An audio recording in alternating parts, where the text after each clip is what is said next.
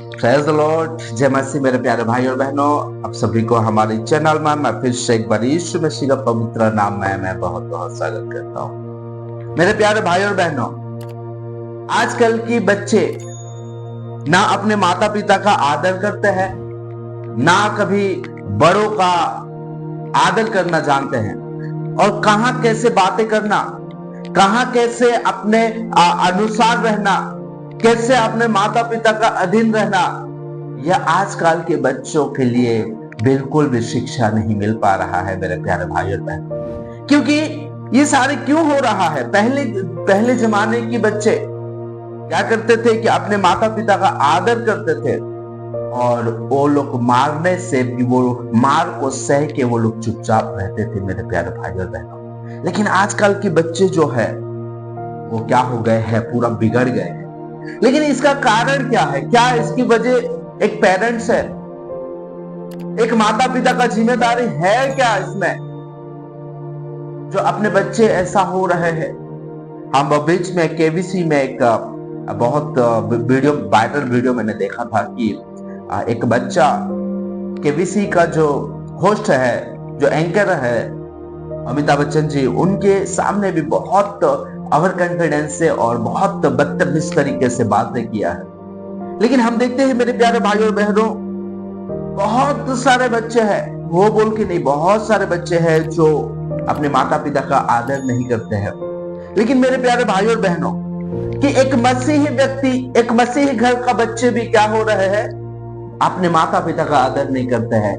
क्योंकि हमारे बाइबल में एक पहला वर्ड है या पहला आज्ञा है जो परमेश्वर ने हमें दिया है। वो आज्ञा क्या है?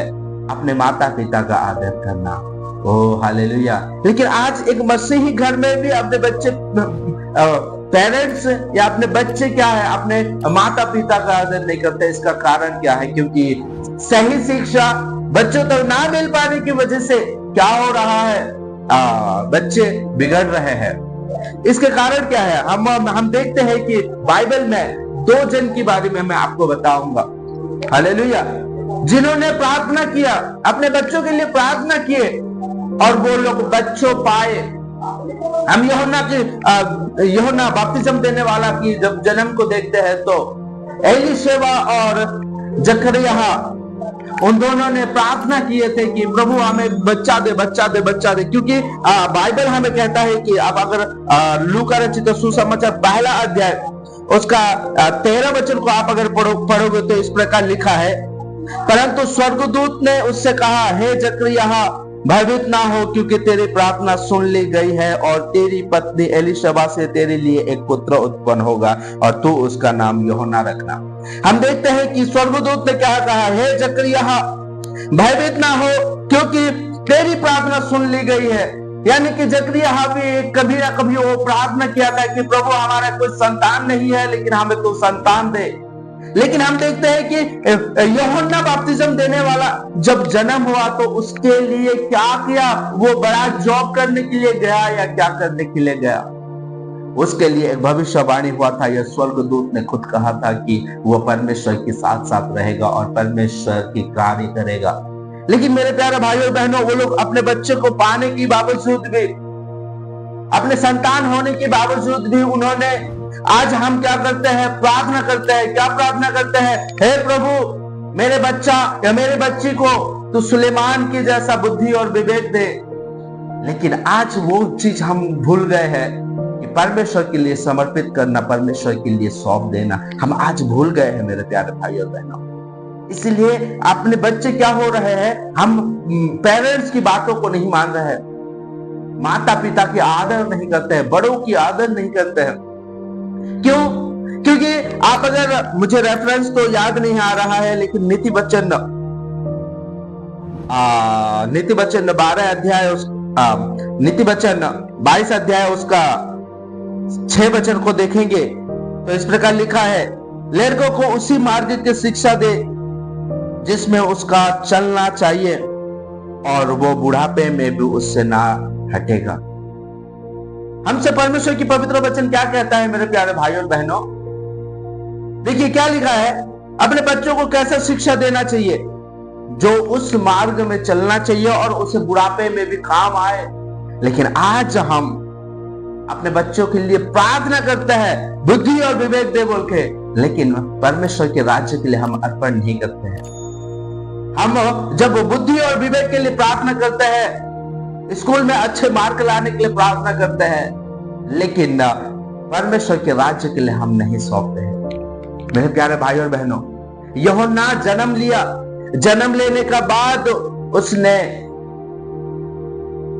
परमेश्वर के राज्य के लिए काम किया, एज द लॉर्ड। और हम देखते हैं कि सामुएल, पुराने नियम में सामुएल पहला भविष्यवक्ता, इस्राएल का पहला भविष्यवक्ता, और नया नियम में हम देखते हैं कि यूहन्ना बपतिस्म देने वाला, स्वर्ग के मार्ग के लिए सुधारने के लिए जो आया था, वो पहला हुआ। हम देखते हैं सामुएल के बारे में, जब हन्ना रो रो के प्रार्थना कर रही थी, क्या कर रही थी? रो रो के प्रार्थना, हे प्रभु तू अगर मुझे एक बच्चा देगा। देखिए वचन को पढ़ेंगे, पहला सामुएल पहला अध्याय उसका 11 वचन को पढ़ेंगे। और उसने ये मन्नत मानी, हे सेनाओं के यहोवा, यदि तो अपने दासी की दुख पर सचमुच दृष्टि करे और मेरी सुधि ले और अपने दासी को भूल ना जाए और अपने दासी को पुत्र दे, तो मैं उसे उसके जीवन भर के लिए यहोवा को अर्पण करूंगी।